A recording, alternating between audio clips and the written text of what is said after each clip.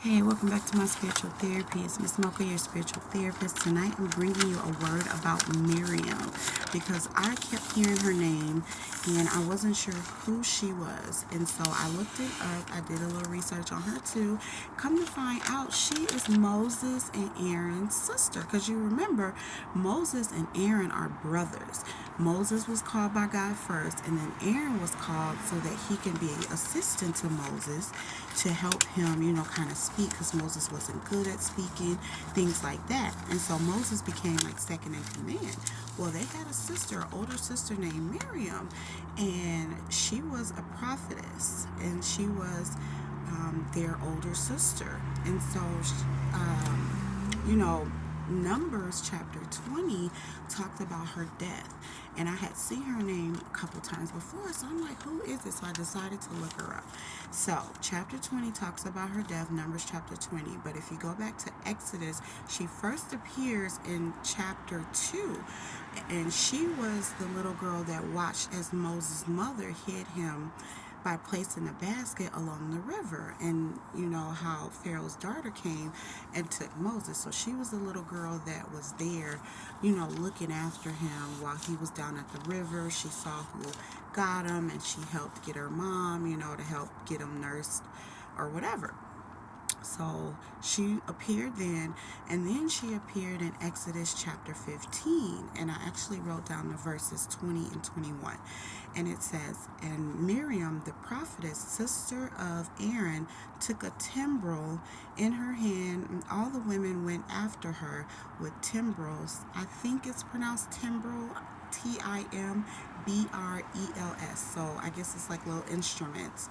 And with dances. And then verse 21 says, "And Miriam answered them, Sing ye to the Lord, for he hath triumphed gloriously.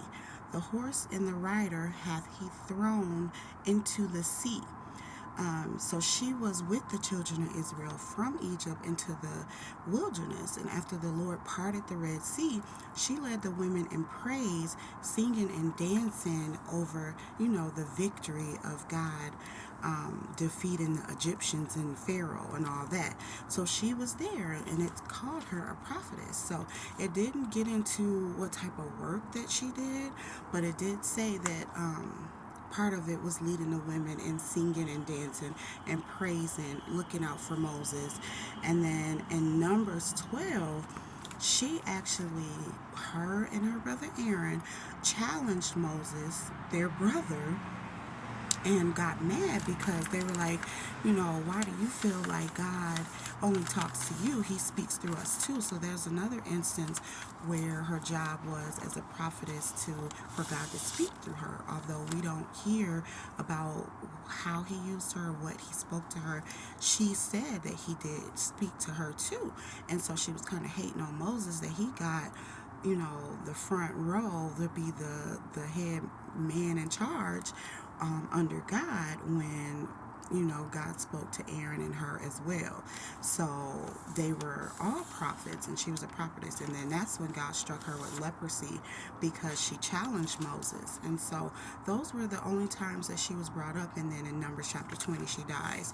But I just wanted to make a quick video about her just to let everyone know, yes, that was Moses' sister, who was a prophetess, one of the prophets. So women back in the day were prophetess as well.